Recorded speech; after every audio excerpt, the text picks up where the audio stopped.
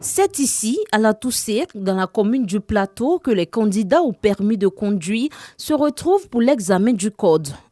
Parmi ces candidats, Jean. Dans la file, il attend son tour, mais il se dit stressé par la présence des inspecteurs gendarmes. D'abord, les corps habillés, ils sont là pour assurer notre sécurité. Ils doivent contribuer à nous mettre toujours dans le bain de la sécurité. C'est pas eux qui doivent nous stresser. Quelques minutes après, il est reçu par l'un des inspecteurs. Après vérification des pièces afférentes à cet examen, Jean est soumis à des questions sur le code de la route, la signalisation routière et les règles de priorité. Arrêt et stationnement interdit. Arrêt et stationnement interdit. Vous ne voyez pas? Si, je vois. Arrêt et stationnement interdit. 3 véhicules en un clignotant. Oui. Manifeste la volonté de tourner à gauche. Oui. Lequel est-il bien placé pour tourner à gauche? Celui-là. Non. À l'issue de l'examen, l'inspecteur est sans pitié. Jean doit impérativement retourner à l'auto-école pour renforcer sa formation. Il n'a rien trouvé, donc il doit repartir, apprendre et puis revenir dans 2 semaines. Parce qu'il ne maîtrise pas les règles de priorité, il ne maîtrise pas les signalisations et il ne maîtrise pas le dégagement aux intersections. L'inspecteur ne manque pas de rassurer. La tenue du gendarme n'a aucun impact sur le bon déroulement de l'examen. C'est notre tenue de travail. C'est comme il partait à l'hôpital et il trouvait un médecin dans sa blouse. Nous leur demandons d'apprendre, de ne pas avoir peur des gendarmes. Jean reconnaît effectivement son échec. C'est un examen, je vais bosser encore. Peut-être que je n'ai pas assimilé bien les choses à l'auto-école, mais je vais revenir dans 2 semaines. Ils sont plus de 400 candidats à être reçus par jour, tous évalués sur les mêmes critères. Connaissance du code de la route, signalisation routière et maîtrise des règles de priorité. Le deuxième schéma en bas, est-ce que vous voyez? Nous sommes à une intersection. Oui. La priorité. On pose beaucoup de questions.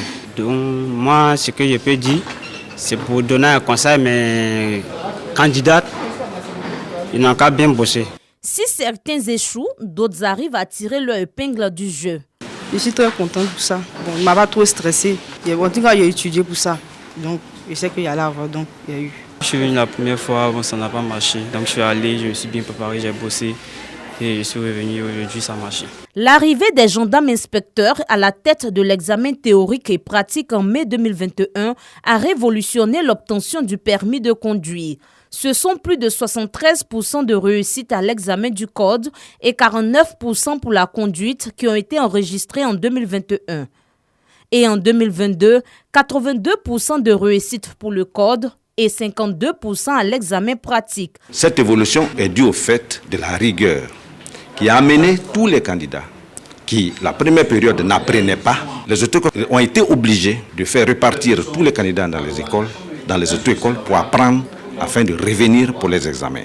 Une fois admis au code, les candidats se retrouvent aux 2 plateaux dans la commune de Cocody pour l'examen pratique. Voici Fabrice Kofi. Les 3 premiers que j'ai cités, vous montez.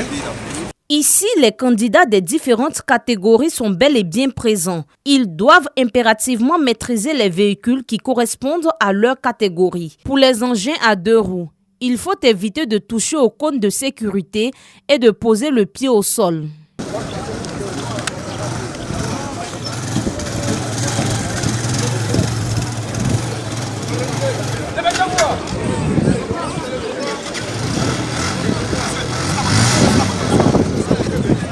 Pour les véhicules à 4 roues, il faut pouvoir démarrer sans arrêter brusquement le moteur. Autrement dit, sans caler le moteur. Ils sont rigoureux dans le travail, mais dit qu'ils stressent, c'est pas vérifié en fait. Dans l'ensemble, ça s'est bien passé. Pour l'inspecteur, la majorité des candidats ne se familiarisent pas avec le véhicule avant de se présenter à l'examen. Il y a des candidats qui viennent et qui se mettent au volant du véhicule, ils ne savent même pas où il faut mettre la clé pour démarrer le véhicule. Ou s'ils arrivent à démarrer le véhicule, ils ne savent pas où se trouve l'embrayage appuyé pour engager la première. Né de la volonté du gouvernement à travers le ministère des Transports, la réforme dans le secteur du transport, notamment pour l'obtention du permis de conduire, instaurée en 2021, vise à réduire les accidents de la route.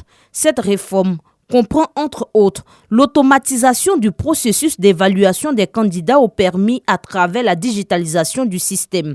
Le lancement de cette réforme a été fait en 2021 en présence du ministre Amadou Koné.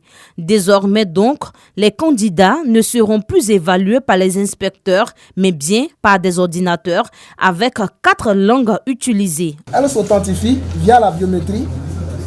Ok, elle peut démarrer maintenant son examen. En français.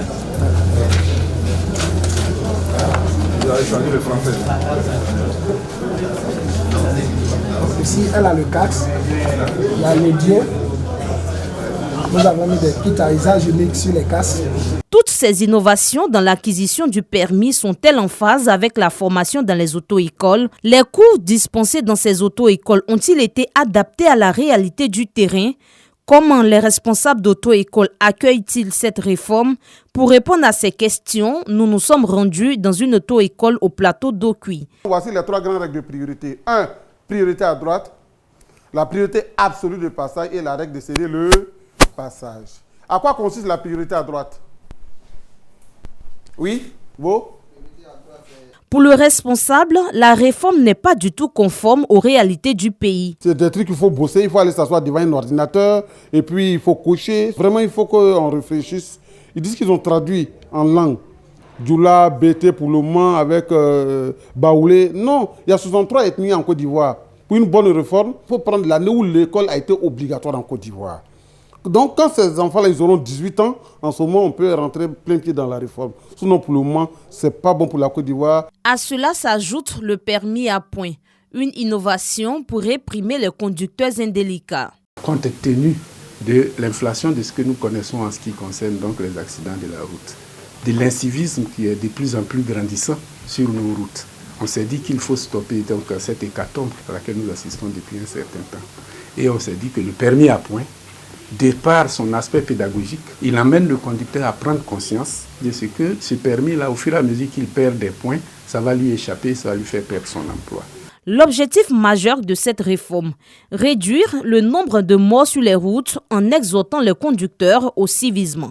Pour le directeur général de l'OSER, Office national de sécurité routière, un an après cette réforme, le bilan reste positif. En 2021, la Côte d'Ivoire a enregistré 1614 morts dans les accidents de la circulation et en 2022, 1051 morts ont été enregistrés. Toutefois, le premier responsable de l'OSER ne compte pas s'arrêter là.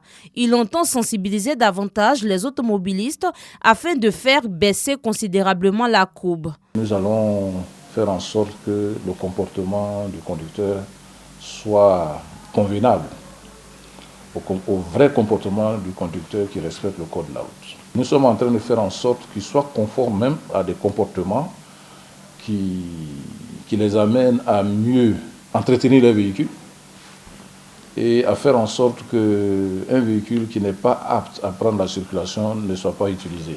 La stratégie nationale de sécurité routière, dont fait partie toutes ces réformes, a permis de réduire les infractions de la route à travers la vidéo-verbalisation et la police spéciale de sécurité routière. À ce jour, ce sont plus de 5 millions de véhicules qui ont été flashés depuis l'instauration de cet appareil de surveillance. Plus de 2000 permis retirés par la commission de suspension et de retrait de permis de conduire, nous explique le directeur général de la direction des transports terrestres et de la circulation. Cela nous donne beaucoup de satisfaction. Mais au-delà de ce changement, le ministre des Transports a décidé de faire une réforme plus approfondie en automatisant l'examen du permis de conduire. Cette réforme est consécutive à un constat d'un nombre important d'accidents de la circulation qui ont fait de nombreux dégâts matériels, mais surtout humains, en termes de morts d'hommes.